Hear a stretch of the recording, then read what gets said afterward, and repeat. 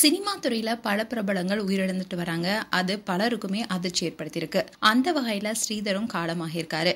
இயக்குனர் சிகரம் பாலச்சந்தர் இயக்கிய சஹானா சீரியல் மூலமா அறிமுகமானவர் தான் ஸ்ரீதர்.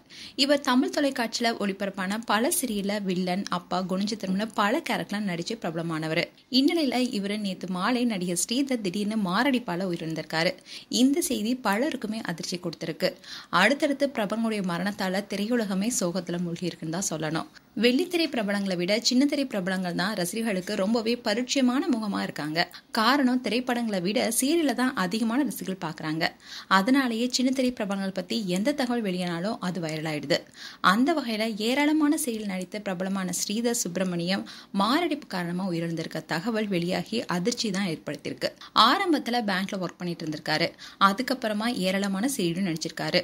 பாலு மகேந்திரா அண்ட் கே பாலச்சந்தர் போன்ற ஜாம்பவான்களுடன் பணியாற்றிருக்காரு. இவர் ரீசெண்டா ஒரு இன்டர்வியூ கொடுத்திருந்தாரு. அதுல அவர் என்ன சொல்லியிருந்தாருன்னா, நான் ஒரு குழந்தை நட்சத்திரமா சினிமாவில் அறிமுகமானேன். மகேந்திரன் சாருடைய அழியாத கோலங்கள் திரைப்படத்தில் நடித்திருக்கேன். அதுக்கப்புறமா தமிழன் மலையாள படங்களில் நடிச்சிருக்கேன். வாசுதேவன் நாயர் இயக்கிய சில மலையாள படங்களில் நடிச்சிருக்கேன். கே பாலச்சந்தர் தான் சீரியல் நடிக்க எனக்கு வாய்ப்பு கொடுத்தாரு.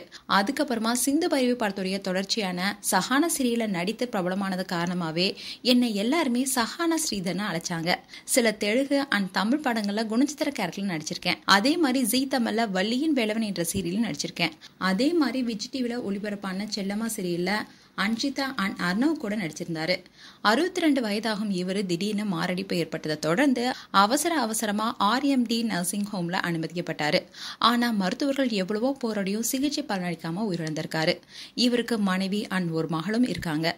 இவருடைய மறைவு இப்போ சின்னத்திரை ரசிகர்கள் மத்தியில சோகத்தை ஏற்படுத்தியிருக்கு.